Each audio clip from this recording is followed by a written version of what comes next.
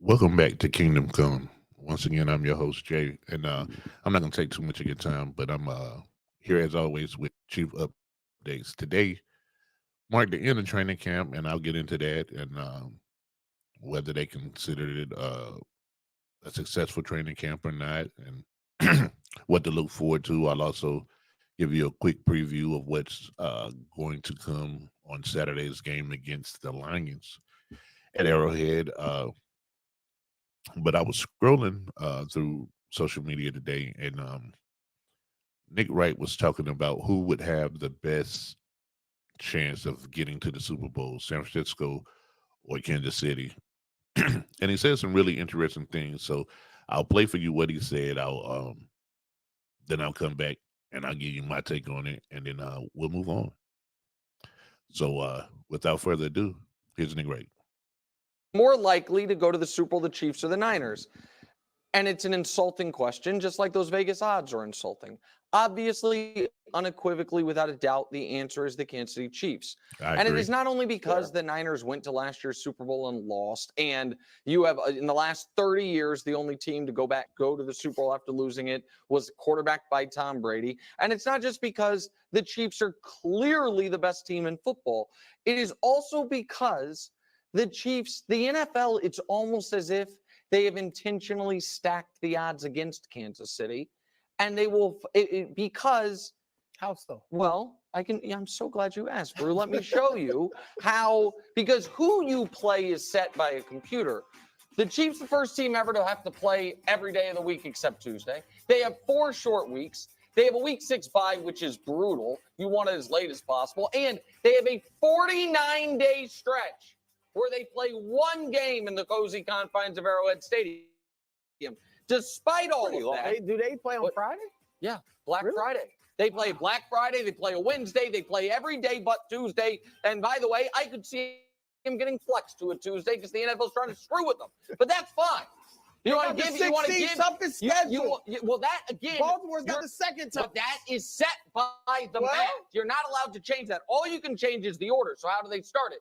Oh, with Kansas City having to face in back-to-back weeks the two teams they dispatched from the AFC title game. How do they end the season? Back-to-back weeks on the road. What about leading up to that? Oh, they have 3 games in 10 days, which I know Wilds thinks is insane. I think it's a little hard, but we can have that argument again if you'd like it. Do they get a little rest before that? No, they don't have. They have their bye 2 months prior. Raiders, Bucks, Again, Broncos. the Raiders and the Broncos are in the division. Well- There's nothing you can do about that. And your team's dynasty was built on the corpses of Jets and Bills and Dolphins. Nobody's at quarterback. So don't even give me that. But it's still Kansas City because they have the best player to ever play, and their their worst season the last 6 years is 12 wins and an overtime loss in the conference title game. Their median season is a Super Bowl win. Their slightly below average season is a Super Bowl loss, and their above average season is a Super Bowl win. So yeah, the answer is Kansas City, and you have to agree. It's hard. Which is more. Well, he said a lot, but one thing that stuck out to me was that he said it's almost like the NFL is against Kansas City.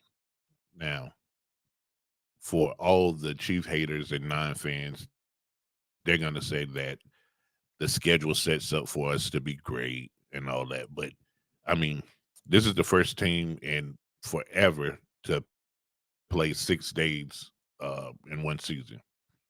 I think they said that the only day that they're not playing is a Tuesday. The first two games they are at home, but you got the Baltimore Ravens and the Cincinnati Bengals. Neither one of those are givens. The last 2 games are on the road, and then right in the middle of the season you have Raiders, Bucks, and the Broncos, all within a 10-day period. The bye week is week 6, which is also crazy that it's early. But here's the thing: you want to be playing your best football going into December, coming into January. You want to be playing your best football. I honestly think that the way that this season is going to set up, um, Kansas City may. I think the ceiling is 15 and 14-3, and I think the floor is 11-6. I do believe that there's some trap games on the schedule. I'll pull it back up real quick. Uh, the Baltimore game that can go either way. San Francisco game that can go either way. Houston, if they're healthy around there, that can go either way. Uh, Other than that, I can see a stumble against maybe the Raiders in the division. I can see Buffalo always plays as well. It's not the same Buffalo team. I can see that though. After that 3 games in 10 days, that Buffalo game might do something. And then honestly, the Falcons game I believe will be a lot better than people think it's going to be. Um, but outside of that, I do think that the only thing that can really stop Kansas City from three-peating is Kansas City. If we're not healthy, if we're not executing, if there's infighting in the locker room, if somehow Andy Reid loses the locker room, which you usually don't see that from championship teams.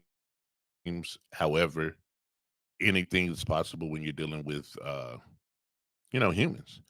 So other than something outside of the ordinary or a catastrophic injury, um, I think the season shapes up well for us to be a 1, 2, or 3 seed. Definitely win the division. Definitely make a playoff run, and then we'll see what happens there. But where he was wrong at, I don't think that San Francisco is gonna not potentially make the Super Bowl. I think San Francisco has just as good a chance as any team in the NFC East, but I mean, excuse me, in the NFC period. Uh, but I don't really deal with them. So, that's all I really got to say about that. I think he had an interesting point of view with the schedule, and it does line up to be weird. The good thing that helps with the schedule is that we're playing the NFC South, and for the last 4 or 5 years, they've been the worst division in football. I don't see the Panthers doing anything. I don't see the Saints being great. I don't see the Buccaneers being great. Atlanta will be tricky, but it may take a half a season for them to gel. And if you're watching football like I am, you're watching the moves like I am. Uh, they are making moves. I think they just got Judon from the Patriots. So hey, more power to them, right? Well, I'm gonna move along, man. Uh, Training camp, as I said, was gonna get into it. This was the final day of training camp. It's been 31 days since the rookies and quarterbacks had reported to training camp. Really good camp. Really good camp by everybody who's been there. Some of the standouts at camp was uh, Nico Remigio. He's a wide receiver. He was 27 last year, and I think this year is number 81. Uh, Miko Hartman had some really good plays this year. I think today during the training camp they had a red zone period where the offense started in the red zone and they just did their thing, man. And they said that it's reported that Patrick Mahomes threw 8 touchdowns during that period. Uh, to Xavier Worthy, Travis Kelsey, Deneric, Deneric Prince, Rasheed Rice twice, Isaiah Pacheco twice, and Justin Ross. So Mahomes, like, listen, if today's practice is anything, if we get in the red zone, anybody with a red jersey can get a touchdown. Hey, he's going to equally distribute that thing. And let's hear from 1-5 man, and let him talk about how training camp went in his view. Hollywood's injury, and I realize you have other guys out here, but what do you miss with it? Yeah, no, obviously unfortunate. I guess we're lucky that it wasn't as bad as it could have been. I know he's in good spirits. He's doing well. So just kind of getting him back going again, back moving around.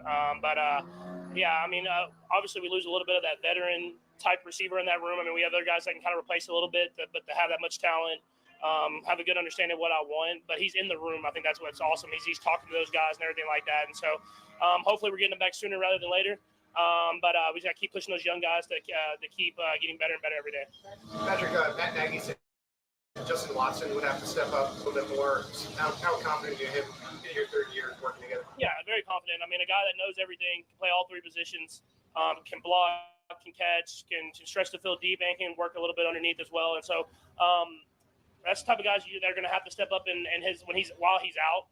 I mean, like I said, we're lucky that it doesn't seem like it's going to be too long. Jay Watt will come in and fill that role, and right when Hollywood gets back, we'll throw him right back in there, and he'll be ready to go. First, who were some standouts, or what position group were some standouts for you? Yeah, I mean, I thought it was a competitive camp. I think that was the best thing. I mean, more than just standouts, I thought every day you just didn't know if the offense or the defense was going to win. That's when it's a great camp. Is that you want to compete. Days the defense gets after us, days that I feel like we had the advantage, and so I think that was the most positive thing I took from camp. And obviously, players had days and stuff like that. But I think just the competitive nature of camp was the best part about it. I think we work out. So he said, man, there's days that the offense won, there's days that the defense won. If our defense is keeping up with our offense, man, it's going to be a wonderful season. If our offense is anything that, I mean, you added receivers, and with Justin Watson filling in for Hollywood while he's down, you still got the rookie Xavier Worthy. You have Rasheed Rice, who's a monster.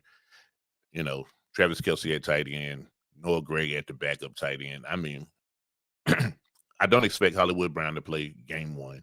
However, I do expect the offense to be clicking on all cylinders, and it's going to be, fun. All you Chiefs fans, man, listen, buckle up, get ready for the ride. Well, that brings us to Saturday. This Saturday, I think about 4 p.m., we played the Detroit Lions. They actually beat us last year, week 1, and it was one of those things that happened, right? We didn't have all our horses, but Chris Jones didn't play. Travis Kelce didn't play. Didn't matter. Detroit turned out to be a really good team. They are a really good team. They're well coached. Jared Goff has those guys running. They got that two-headed monster, pause. And then we also, so coming into this game, it's preseason. The tentative plan is for the ones to play the first half. You'll get Pat in there. You'll get everybody, offensive, defense, who's healthy. You'll get them in there for the majority of the first half. Knowing Coach Reed, just watching his tendencies, if there's success on the first 3 drives, he's going to pull everybody. Or if there's like an injury to somebody, he's going to pull everybody. So don't look for them to play the whole entire first half. I think with the new NFL rules about cuts, there's no more staggered cutting down.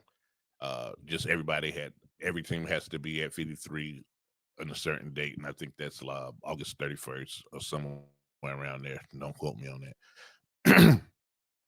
But we're gonna trim this thing down. The roster's gonna be great.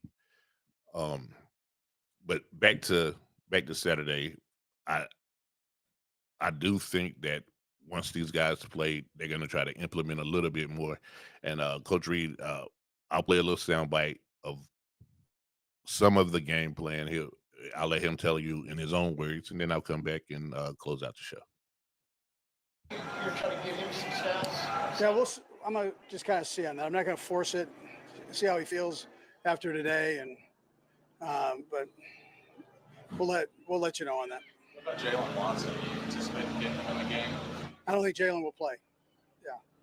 Would you like to see Carson get a series, at least with the starters? Yeah, there's a chance. There's a chance we'll get him in there and just see how that goes. I'm going to just play it by ear, but he'll be ready to do that, yeah.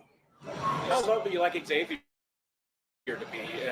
Obviously, had a play designed for it last time. Would you like to kind of get him jump started? And would you? Yeah, we're not going to force that, but I just want him to play. And you play in this thing, somewhere it'll come to you. But we're not forcing anything in there. No.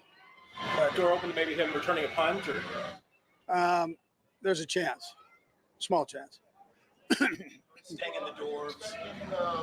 Jawan Taylor's injury be any kind of long term? No, but he won't go this weekend. But I think he's going to be okay. So they was really talking about people who were injured, and they was talking about Xavier Worthy and what was they're going to try to get him the ball because he played some in the first game, but he wasn't targeted. There was no real plays designed for him.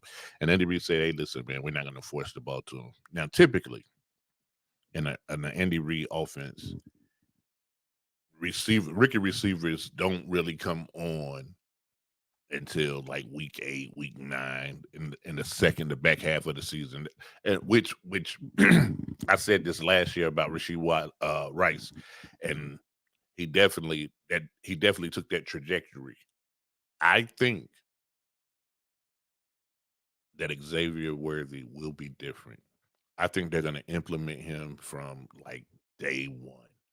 I think because he can stretch the field, but he's much more than just a speedster that can stretch the field. He actually is a really good route runner. He's 175 pounds. Like they need to put 25 more pounds on him. But he's a heck of a receiver. He's a big body, big target, and I'm pretty sure that Patrick Mahomes will know exactly how to use him. And if nothing else, it'll help you not bracket Kelsey. So I think Travis Kelsey, if he stays healthy this year, he'll have better numbers than last year. And his numbers wasn't pedestrian. He's still an amazing tight end. But I say all that to say, man, that listen, I really believe that we do have the best chance that I've seen in my lifetime of a team actually three-peating.